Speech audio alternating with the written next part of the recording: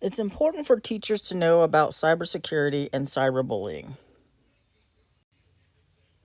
The 21st century is known as the digital age. Technology plays a key role in creating engaging learning environments, and technology allows teachers to differentiate instruction to meet the needs of diverse learners. Technology plays a vital role in education today because it connects students with countless learning opportunities, and everyone uses technology for numerous everyday activities. The use of technology is steadily increasing because new technology is created every day to make many everyday tasks easier to complete. Therefore, students must learn digital literacy skills, and teachers need to be educated on how to keep them safe while students develop these skills. As a result, teachers must learn about cybersecurity and cyberbullying to ensure that students have a safe learning environment. Learning environments impact how the brain functions, so students need to feel safe to learn. Teachers must also educate their students so they don't fall victim to cyber attacks.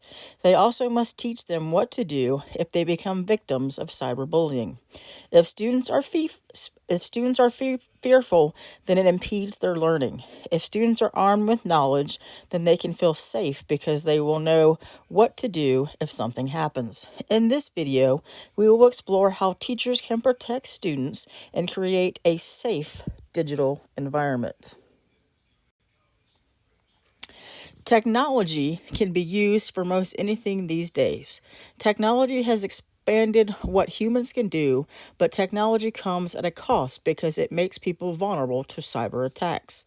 Cybersecurity is necessary in the learning environment because it is crucial to safeguarding personal information, preventing unauthorized access, and it ensures a seamless educational experience. Without cybersecurity, teachers, students, educational institutions, etc., are vulnerable to data breaches, hacking, and phishing scams, which can disrupt learning environments. The author taught at a school that was hacked last year, and many of the technology tools that teachers use for instruction were unavailable while the IT department assess the school's networks and computers. The author experienced firsthand the effects of a cyber attack. For the first few days, there was no access to digital tools because the servers were shut down. The school had to create 2 new servers for everyone to use. Computers had to be wiped, cleaned, and reimaged. Even with cybersecurity measures in place, cyber attacks can still happen. So it is important to know how to avoid them and what to do if someone is attacked. Cybersecurity are measures taken to protect programs, computers, networks, and data stored from unauthorized access. Unfortunately, educational institutions are a target of many cyber attacks because they house tremendous amounts of data. As a teacher, it is important to know how to protect against breaches in security. Phishing is a common way for criminals to gain access to someone's computer. As a teacher, the author has received countless emails claiming to be from their principal. The email address looks authentic at first glance, but it is off by one character usually. It is essential to verify the email address before opening it. Teachers may get emails advertising technology they can use in their classrooms, and it provides a link for them to click on. The link is a way for hackers to install malicious software attachments. Teachers should never click on links from unknown sources. Teachers should always check with the IT department before clicking on any pop-up menus. Hackers can gain access to devices when teachers click on pop-ups that tell them to update their antivirus software. Teachers should never leave their computers open for others to access. If a teacher needs to step away from their computer, then they need to make sure it is locked. Teachers must use strong passwords that make it harder for hackers to crack and gain access to their device. Teachers must teach their students to avoid these as well because they will also be targeted. Awareness is the first line of defense against cyber attacks.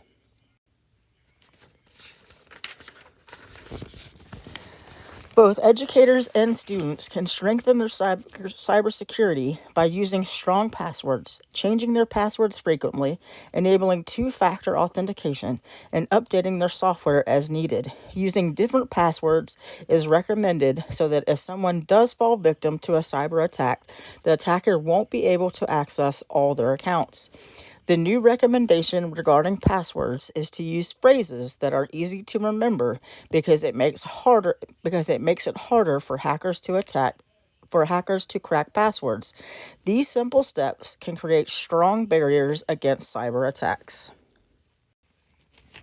Cybersecurity efforts can be taken to protect students from external threats, but cyberbullying is an increasing problem that students face today, which often happens internally. Cyberbullying affects students' mental health, academic performance, and self esteem.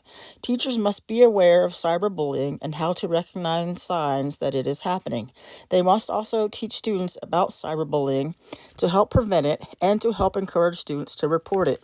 Teachers can help prevent cyberbullying by teaching digital etiquette, and schools should establish anti bullying policies.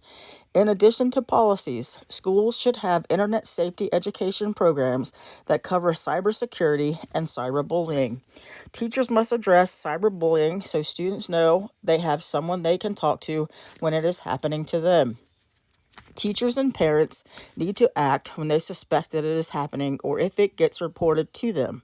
There are signs to look out for that can indicate cyberbullying. For example, the student may have a change in his or her behavior or mood. They may have been a very social and happy student and now they have become withdrawn and sad. The academic performance Their academic performance may also be an indicator of cyberbullying. Sadly, a 2022 Pew Research report showed that 46% of teens reported being cyberbullied. Careful actions must be taken to ensure it stops and to make sure the person who was bullied doesn't regret informing an adult. Too often, adults restrict access to devices once it is reported, and that can lead to further mental health issues. Students need to feel connected with their friends, and by taking their devices away, they feel disconnected. This can lead them to them no longer reporting cyberbullying, which is important because bullies continue the attacks. According to Phillips, cyberbullies rarely attack once. They can be relentless, and each attack should be reported until it is stopped. Parents or guardians can help protect their children from cyberbullying by installing a virtual private network.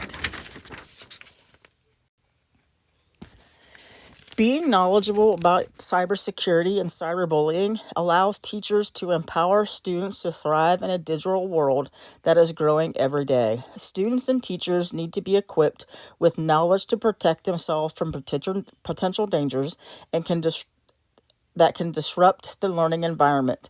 Teachers can be subjected to cyberbullying as well. The author experienced it last year when they had to issue a disciplinary referral. The student retaliated by posting pictures they took of the teacher online with derogatory comments about the teacher. Teachers and students need to work together to create a secure and supportive learning environment. According to Phillips, students who report cyberbullying will report it to their teacher first 23% of the time.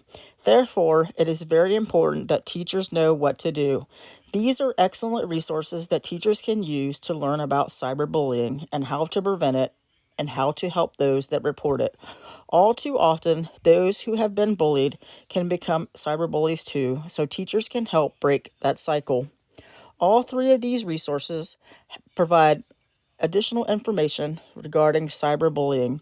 Cyberbullying is often believed to be only ha- off is often believed to only happen if it is anonymous. That is no longer true. Students can cyberbully even if they have their name attached. Cyberbullying is any unwanted harassment of a student using digital devices. For further information, you can use these resources as well as the references listed on the next page.